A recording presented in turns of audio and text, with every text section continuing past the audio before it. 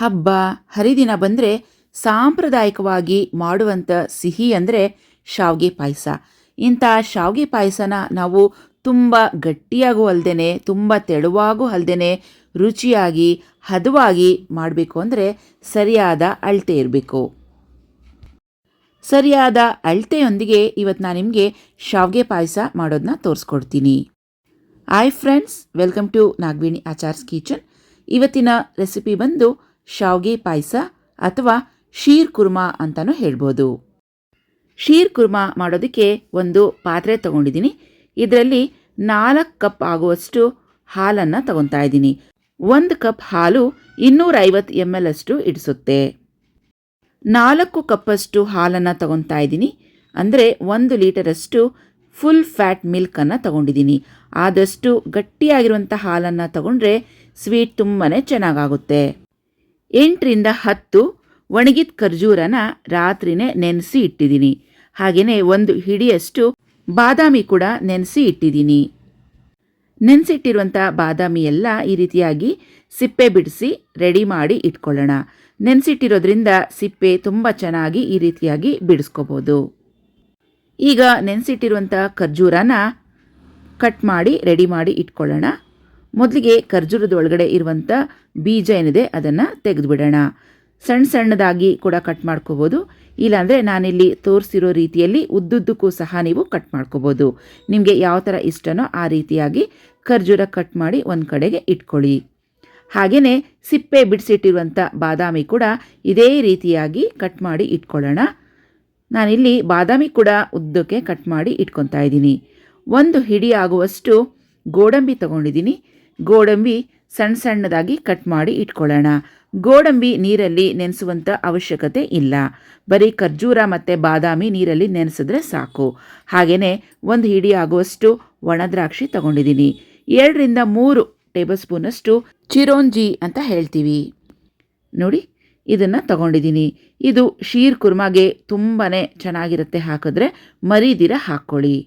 ಹಾಲನ್ನು ಸ್ಟವ್ ಮೇಲೆ ಬಿಸಿಯಾಗೋದಕ್ಕೆ ಇಡೋಣ. ನಾನಿವತ್ತು ಶೀರ್ ಕುರ್ಮಾ ತುಂಬ ಸ್ಪೆಷಲ್ ಆಗಿರಲಿ ಅಂಥೇಳಿ ಕಂಡೆನ್ಸ್ಡ್ ಮಿಲ್ಕನ್ನು ಹಾಕ್ತಾಯಿದ್ದೀನಿ. ಕಂಡೆನ್ಸ್ ಮಿಲ್ಕನ್ನು ಮನೆಯಲ್ಲೇ ತಯಾರಿಸ್ಕೋಬೋದು. ಇದಕ್ಕೆ ಅರ್ಧ ಕಪ್ ಆಗುವಷ್ಟು ಮಿಲ್ಕ್ ಪೌಡರ್ ತೊಗೊಂಡಿದ್ದೀನಿ. ಅರ್ಧ ಕಪ್ ಆಗುವಷ್ಟು ಸಕ್ಕರೆ, ಅರ್ಧ ಕಪ್ ಆಗುವಷ್ಟು ಹಾಲು. ಈ 3 ಪದಾರ್ಥಗಳನ್ನು ಚೆನ್ನಾಗಿ ಒಂದಕ್ಕೊಂದು ಬೆರೆಯೋ ರೀತಿಯಲ್ಲಿ ಮಿಕ್ಸ್ ಮಾಡ್ಕೋಬೇಕು. ಗಂಟಿಲ್ದಂಗೆ ಚೆನ್ನಾಗಿ ಮಿಕ್ಸ್ ಮಾಡ್ಕೊಳ್ಳೋಣ. ಈಗ ಈ ಪಾತ್ರೆನ ಸ್ಟವ್ ಮೇಲೆ ಇಡ್ತಾ ಇದ್ದೀನಿ. ಸಿಮ್ ಫ್ಲೇಮ್ನಲ್ಲಿ ಇದನ್ನು ಚೆನ್ನಾಗಿ 1 ಸ್ಪೂನಿನ ಸಹಾಯದಿಂದ ಈ ರೀತಿಯಾಗಿ ಚೆನ್ನಾಗಿ ಮಿಕ್ಸ್ ಮಾಡ್ಕೋಬೇಕು. ಕೈ ಬಿಡ್ದಂಗೆ ಇದನ್ನು ಚೆನ್ನಾಗಿ ಮಿಕ್ಸ್ ಮಾಡ್ಕೊಳ್ಳಿ. ನಾವು ಮಿಕ್ಸ್ ಮಾಡೋದು ಸ್ಟಾಪ್ ಮಾಡಿದ್ರೆ ಗಂಟಾಗ್ಬಿಡುತ್ತೆ. ಹಾಗಾಗಿ ಶೀರ್ ಕುರ್ಮಾ ಅಥವಾ ಶಾವಿಗೆ ಪಾಯಸನ ಸಕ್ಕರೆ ಹಾಕಿ ಕೂಡ ಮಾಡ್ಬೋದು. ಆದರೆ ಸ್ಪೆಷಲ್ ಒಕೇಶನ್ಸ್ನಲ್ಲಿ, ಹಬ್ಬದ ದಿನಗಳಲ್ಲಿ ಈ ರೀತಿಯಾಗಿ ಹೋಮ್ ಮೇಡ್ ಕಂಡೆನ್ಸ್ ಮಿಲ್ಕ್ ಹಾಕಿ ಮಾಡಿ ಟೇಸ್ಟ್ ತುಂಬಾ ಚೆನ್ನಾಗಿ ಬರುತ್ತೆ. ನೀವು ಬೇಕಿದ್ರೆ ರೆಡಿಮೇಡ್ ಕಂಡೆನ್ಸ್ ಮಿಲ್ಕ್ ಕೂಡ ಹಾಕೋಬೋದು. ನೋಡಿ, ಮಿಶ್ರಣ ಮಿಕ್ಸ್ ಮಾಡ್ತಾ ಈ ರೀತಿಯಾಗಿ ಗಟ್ಟಿಯಾಗ್ತಾ ಬರುತ್ತೆ. ಕಾಣಿಸ್ತಾ ಇದೆಯಲ್ವಾ, ಬಬಲ್ಸ್ ಏನು ಕಾಣಿಸ್ತಾ ಇದೆ. ಇವಾಗ 1 ಚಿಕ್ಕ ಟೀ ಸ್ಪೂನಷ್ಟು ಅಡುಗೆ ಸೋಡಾ, ಇಡ್ಲಿ ದೋಸೆಗೆಲ್ಲ ಹಾಕ್ತೀವಲ್ವಾ ಅದೇ ಸೋಡಾ ಹಾಕಿಬಿಟ್ಟು ಚೆನ್ನಾಗಿ ಮಿಕ್ಸ್ ಮಾಡ್ಕೊಳ್ಳೋಣ. ಅಡುಗೆ ಸೋಡಾ ಹಾಕಿದ ತಕ್ಷಣ ಈ ಕಂಡೆನ್ಸ್ಡ್ ಮಿಲ್ಕ್ ಹಗುರವಾಗಿ ಆಗುತ್ತೆ, ತುಂಬ ಲೈಟಾಗಿರುತ್ತೆ. ಹಾಗೆಯೇ ಒಳ್ಳೆ ಶೈನಿಂಗ್ ಕೂಡ ಬರುತ್ತೆ. ಹಾಗಾಗಿ ಅಡುಗೆ ಸೋಡಾ ಹಾಕೋದನ್ನ ಮರಿಬೇಡಿ. ಸ್ವಲ್ಪ ತಣ್ಣಕ್ಕಾದ್ಮೇಲೆ ನೋಡಿ ಈ ರೀತಿಯಾಗಿ ಆಗಿದೆ. ಸೇಮ್ ನಾವು ರೆಡಿಮೇಡ್ ಕಂಡೆನ್ಸ್ ಮಿಲ್ಕ್ ತರ್ತೀವಲ್ವಾ ಅದೇ ಥರನೇ ಆಗಿದೆ. ನೋಡ್ತಾ ಇದ್ದೀರಲ್ವಾ, ಫ್ರೆಶ್ ಕಂಡೆನ್ಸ್ ಮಿಲ್ಕ್ ಅಂತ ಹೇಳ್ಬೋದು. ಟೇಸ್ಟ್ ಮಾತ್ರ ತುಂಬಾ ಚೆನ್ನಾಗಿದೆ. ಒಂದ್ಸಲ ನೀವು ಕೂಡ ಹೀಗೆ ಟ್ರೈ ಮಾಡಿ. ಈ ಕಡೆ ಸ್ಟವ್ ಮೇಲೆ ಹಾಲನ್ನು ಕಾಯೋದಕ್ಕೆ ಇಟ್ಟಿದ್ವಲ್ಲ, ಹಾಲು ಚೆನ್ನಾಗಿ ಬಿಸಿಯಾಗಿದೆ. ಇವಾಗ ಕೇಸರಿ ದಳ ಸ್ವಲ್ಪ ಹಾಕ್ತಾ ಇದ್ದೀನಿ. ಕೇಸರಿ ದಳ ಆಪ್ಷನಲ್ ಇದ್ದರೆ ಹಾಕ್ಕೊಳ್ಳಿ, ಇಲ್ಲಾಂದರೆ ಸ್ಕಿಪ್ ಮಾಡಿ. ಆದರೆ ಕೇಸರಿ ದಳ ಹಾಕಿದ್ರೆ ಟೇಸ್ಟ್ ತುಂಬ ಚೆನ್ನಾಗಿ ಬರುತ್ತೆ.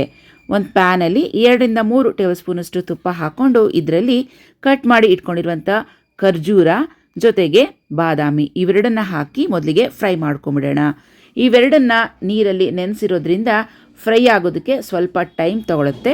ಹಾಗಾಗಿ ಖರ್ಜೂರ ಮತ್ತು ಬಾದಾಮಿನ ಮೊದಲಿಗೆ ಫ್ರೈ ಮಾಡಿ ತಗೊಳ್ಳೋಣ. ಇದ್ರ ಜೊತೆಗೇ ಇವಾಗ ಗೋಡಂಬಿ ಚೂರುಗಳನ್ನು ಹಾಕ್ತಾ ಇದ್ದೀನಿ. ಹಾಗೆಯೇ ಒಣದ್ರಾಕ್ಷಿ ಕೂಡ ಸೇರಿಸ್ಕೊಳ್ಳೋಣ. ಹಾಗೆಯೇ ಇದ್ರ ಜೊತೆಗೆ ಚಿರೋಂಜಿ ಕೂಡ ಸೇರಿಸ್ಕೊಳ್ಳೋಣ. ಇದೆಲ್ಲ ಸಿಮ್ ಫ್ಲೇಮ್ನಲ್ಲಿ ಒಂದ್ಸತಿ ಫ್ರೈ ಮಾಡಿಬಿಟ್ಟು ಸ್ಟವನ್ನು ಆಫ್ ಮಾಡ್ಕೊಂಬಿಡೋಣ. ಡ್ರೈ ಫ್ರೂಟ್ಸ್ ತುಂಬಾ ರೋಸ್ಟ್ ಮಾಡಿಬಿಡಿ, ಸೀದ್ದಂಗೆ ಆಗಿಬಿಡುತ್ತೆ. ಹದವಾಗಿ ನೋಡಿ, ಈ ರೀತಿಯಾಗಿ ಲೈಟ್ ಬ್ರೌನ್ ಕಲರ್ ಬರಬೇಕು, ಅಲ್ಲಿವರೆಗೂ ಫ್ರೈ ಮಾಡಿಕೊಂಡು ಸ್ಟವನ್ನು ಆಫ್ ಮಾಡ್ಕೋಬೇಕು. ಈ ಕಡೆ ಹಾಲು ಚೆನ್ನಾಗಿ ಬಿಸಿಯಾಗಿದೆ. ಕೇಸರಿ ಹಾಕಿರೋದ್ರಿಂದ ನಮಗೆ ಶೀರ್ ಕುರ್ಮಾ ಏನಿದೆ ಅದೊಂದು ಒಳ್ಳೆ ಕಲರ್ ಬರುತ್ತೆ, ಲೈಟ್ ಆರೆಂಜಿಶ್ ಕಲರ್ ಬರುತ್ತೆ. ಹಾಗೆಯೇ ಫ್ಲೇವರ್ ಕೂಡ ತುಂಬಾ ಚೆನ್ನಾಗಿರುತ್ತೆ. ಹಾಲು ಚೆನ್ನಾಗಿ ಕಾದ್ಮೇಲೆ ಡ್ರೈ ಫ್ರೂಟ್ಸ್ ಏನು ನಾವು ಫ್ರೈ ಮಾಡಿ ಇಟ್ಕೊಂಡಿದ್ವಿ ಅದು ಅರ್ಧ ಭಾಗದಷ್ಟು ಇವಾಗ ಸೇರಿಸ್ಕೋಬೇಕಾಗುತ್ತೆ. ಇನ್ನು ಅರ್ಧನ ನಾನು ಲಾಸ್ಟ್ಗೆ ಗಾರ್ನಿಷಿಂಗ್ಗೆ ಇಟ್ಕೋತೀನಿ. ಈ ಡ್ರೈ ಫ್ರೂಟ್ಸ್ ಹಾಕಿದ ತಕ್ಷಣ ಹಾಗೆ ಬಿಡಬಾರ್ದು, ಈ ರೀತಿಯಾಗಿ ಮಿಕ್ಸ್ ಮಾಡ್ತಾ ಇರಬೇಕು. ನಾನಿಲ್ಲಿ ಸಣ್ಣ ಶಾವಿಗೆ ಅಂತ ಹೇಳ್ತೀವಿ, ಇದಕ್ಕೆ ಕುನಾಫಾ ಅಂತ ಕೂಡ ಹೇಳ್ತೀವಿ. ಇದು 35 ಗ್ರಾಮ್ ಅಷ್ಟು ತೊಗೊಂಡಿದ್ದೀನಿ. 1 ಲೀಟರಷ್ಟು ಹಾಲಿಗೆ 35 ಗ್ರಾಮ್ ಕುನಾಫಾ ಅಥವಾ ಸಣ್ಣ ಶಾವಿಗೆ ಕರೆಕ್ಟಾಗಿ ಸೆಟ್ ಆಗುತ್ತೆ. ಈ ಸಣ್ಣ ಶಾವಿಗೆ 35 ಗ್ರಾಮ್ಗಿಂತ ಜಾಸ್ತಿನೂ ತೊಗೊಳೋದು ಬೇಡ, ಕಮ್ಮಿನೂ ತೊಗೊಳೋದು ಬೇಡ. ಕರೆಕ್ಟಾಗಿ 35 ಗ್ರಾಮ್ ಹಾಕ್ಕೊಳ್ಳಿ, ಪರ್ಫೆಕ್ಟಾಗಿ ಬರುತ್ತೆ ನಮಗೆ. ತುಪ್ಪದಲ್ಲಿ ಇದನ್ನು 1-2 ನಿಮಿಷ ಫ್ರೈ ಮಾಡಿಬಿಟ್ಟು ಕುದೀತಾ ಇರುವಂಥ ಹಾಲಿಗೆ ಈ ಕುನಾಫಾ ಅಥವಾ ಸಣ್ಣ ಶಾವಿಗೆನ ಸೇರಿಸ್ಕೊಂಡು ಈ ರೀತಿಯಾಗಿ ಮಿಕ್ಸ್ ಮಾಡ್ಕೊಳ್ಳೋಣ. ಶಾವಿಗೆ ಹಾಕಿದ್ಮೇಲೆ ಸಿಮ್ ಫ್ಲೇಮ್ನಲ್ಲಿ 10ರಿಂದ 12 ನಿಮಿಷಗಳ ಕಾಲ ನಿಧಾನಕ್ಕೆ ಬೇಯಿಸಬೇಕು. ನಾವು ಎಷ್ಟು ನಿಧಾನಕ್ಕೆ ಬೇಯಿಸ್ಕೊತೀವೋ ಅಷ್ಟು ಚೆನ್ನಾಗಿ ಟೇಸ್ಟ್ ಬರುತ್ತೆ.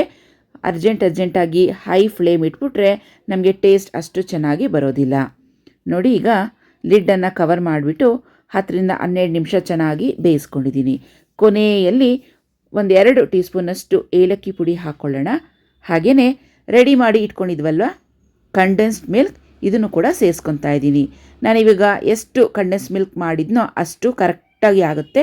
ಪೂರ್ತಿಯಾಗಿ ಕಂಡೆನ್ಸ್ ಮಿಲ್ಕನ್ನು ನಾವೀಗ ಪಾಯಸಕ್ಕೆ ಸೇರಿಸ್ಕೊಳ್ಳೋಣ. ಕಂಡೆನ್ಸ್ ಮಿಲ್ಕ್ ಹಾಕ್ತಾ ಇರೋದ್ರಿಂದ ನೀವು ಸಕ್ಕರೆ ಹಾಕುವಂಥ ಅವಶ್ಯಕತೆ ಇಲ್ಲ. ಕಂಡೆನ್ಸ್ ಮಿಲ್ಕ್ ಹಾಕಿದ್ರೆ ತುಂಬಾ ಕ್ರೀಮಿಯಾಗಿ ಟೇಸ್ಟಿಯಾಗಿರುತ್ತೆ ಈ ನಮ್ಮ ಶೀರ್ ಕುರ್ಮಾ.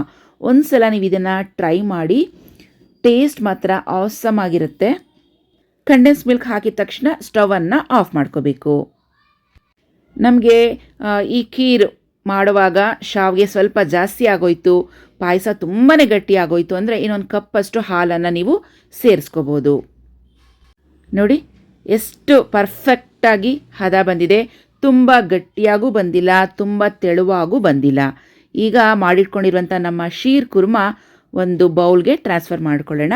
ಮೇಲಿಂದ ಸ್ವಲ್ಪ ಡ್ರೈ ಫ್ರೂಟ್ಸನ್ನು ಈ ರೀತಿಯಾಗಿ ಹಾಕ್ಕೊತಾ ಇದ್ದೀನಿ. ಆಗಲೇ ಫ್ರೈ ಮಾಡಿದಾಗ ಒಂದು ಅರ್ಧದಷ್ಟು ಡ್ರೈ ಫ್ರೂಟ್ಸನ್ನು ಉಳಿಸಿ ಇಟ್ಕೊಂಡಿದ್ದೆ, ಅದನ್ನು ಮೇಲಿಂದ ಈ ರೀತಿಯಾಗಿ ಹಾಕ್ತಾಯಿದ್ದೀನಿ. ಹಾಗೆ ಸ್ವಲ್ಪ ಖರ್ಜೂರದ ಪೀಸ್ಗಳನ್ನು ಕೂಡ ಇಟ್ಕೊಂಡಿದ್ನಲ್ಲ, ಅದನ್ನು ಕೂಡ ಇಟ್ಟು ಡೆಕೋರೇಷನ್ ಮಾಡಿದ್ದೀನಿ. ನೀವು ಇದಕ್ಕೆ ಬೇಕಿದ್ರೆ ಪಿಸ್ತಾ ಕೂಡ ಹಾಕೋಬೋದು. ನನ್ನ ಹತ್ರ ಪಿಸ್ತಾ ಇಲ್ಲ, ಹಾಗಾಗಿ ಪಿಸ್ತಾ ಬದಲಿಗೆ ಕುಂಬಳಕಾಯಿ ಬೀಜ ಇತ್ತು. ಗ್ರೀನ್ ಕಲರ್ದು ಹಾಕಿದ್ರೆ ನೋಡೋದಕ್ಕೆ ತುಂಬ ಚೆನ್ನಾಗಿ ಕಾಣುತ್ತೆ ಅಂತೇಳಿ ನಾನಿಲ್ಲಿ ಕುಂಬಳಕಾಯಿ ಬೀಜದಿಂದ ಅರೇಂಜ್ ಮಾಡಿದ್ದೀನಿ. ನೋಡಿದ್ರಲ್ಲ, ಪರ್ಫೆಕ್ಟಾಗಿ ಶೀರ್ ಕುರ್ಮಾ ಅಥವಾ ಶಾವಿಗೆ ಪಾಯಸ ಹೇಗೆ ಮಾಡೋದು ಅಂತ ನೋಡ್ಕೊಂಡ್ರಲ್ವಾ. ಈ ರೆಸಿಪಿ ಇಷ್ಟ ಆಗಿದ್ರೆ ಪ್ಲೀಸ್ ನಮ್ಮ ವಿಡಿಯೋಗೆ ಒಂದು ಲೈಕ್ ಮಾಡಿ, ನಿಮ್ಮ ಫ್ರೆಂಡ್ಸ್ ಆ್ಯಂಡ್ ಫ್ಯಾಮಿಲಿ ಮೆಂಬರ್ಸ್ಗೆ ನಮ್ಮ ವಿಡಿಯೋನ ಶೇರ್ ಮಾಡ್ಕೊಳ್ಳಿ. ಮತ್ತೆ ಭೇಟಿ ಆಗ್ತೀನಿ ಮತ್ತೊಂದು ವಿಡಿಯೋದಲ್ಲಿ. ಅಲ್ಲಿವರೆಗೂ ಟೇಕ್ ಕೇರ್, ಬಾಯ್ ಫ್ರೆಂಡ್ಸ್, ನಮಸ್ತೆ.